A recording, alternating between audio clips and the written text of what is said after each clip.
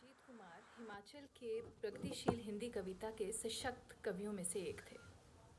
उनकी कविताओं में हिमाचल की मिट्टी की सोंधी खुशबू ने हमेशा मुझे अपनी ओर आकर्षित किया। ये मेरा सौभाग्य है कि जिनकी गोद में मैं बचपन में खेली, आज मैं उनकी कविताओं का पाठ कर रही हूँ। उनकी कुछ कविताएं जो मेरे दिल के बहुत करीब हैं, वो मैं आपसे आज साझा कर रही हूँ। उनमें से एक है पहाड़ी महिला। लड़कपन के ताने गृहस्थी के बाने पर, आयु की खड्डी पर वह बुनती है अपना जीवन। उसकी जादुई उंगलियों से छूकर निकलते हैं मीलों यादों के धागे। पाँव से होकर निकल जाती है थकान की रफ्तार। उसे आता है जीवन की सारी यादों को ताने और बाने में पिरोना। जब भी बैठी होती है बुनाई पर, उसके पाँव चढ़ रहे होते हैं घाटी के टेढ़े मेढ़े रास्तों पर। उसकी पीठ पर होता है किल्टा, जंगल से भरा हुआ, आँखों में भेड़ों के झुंड, हृदय में सपना बेटी के ब्याह का गीत। स्वयं तो बस वह एक खड्डी है, एक नदी है, जंगल है। दूसरी कविता जो मुझे बेहद पसंद है वो है बहुत दिनों बाद।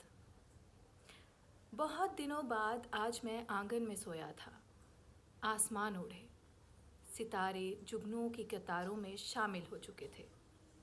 मस्तिष्क में उगाई यादों की फसल और मिट्टी की सोंधी गंध में लिपटी सुदूर व्यास की लहरें चट्टानों से टकराती, साएं साएं आवाजें।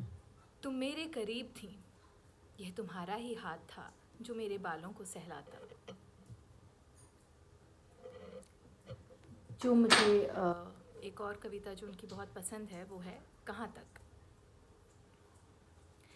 मेरे खेत के नीचे ठोस परतें हैं मिट्टी की गंध की। उसके नीचे हैं धौलाधार की सशक्त जड़ें। जड़ों के नीचे हैं झीलों के कोमल उंगलियां। झीलों में तैरते हैं फसलों के अंकुरित गीत। उससे भी यानी चट्टानों के भी नीचे सकबगाता है भीषण लावा। लावा जो खौलता है मेरी और तुम्हारी नसों में भी। उसके भी नीचे, मेरे खेत के नीचे, कहाँ तक होगी वह ज़मीन, ज़मीन जो मेरी है। आजकल के परिवेश में जो कविता मुझे अच्छी लगती है वो है मेरा शहर। शहर मेरा सख्त बीमार है। आवश्यकता है इसे किसी टाइम बाउंड कैप्सूल की नहीं, बल्कि कौओं के विशालकाय पंजों से छुड़ाकर वास्तविक डॉक्टरों के हवाले करने की। पर तुम बार बार इस मरीज की टूटी हड्डियों को अल्कोहल पिलाकर कब तक खड़ा करते रहोगे। शहर की तमाम डरी हुई सड़कें हैं इतनी उदास जितनी मिडिल क्लास।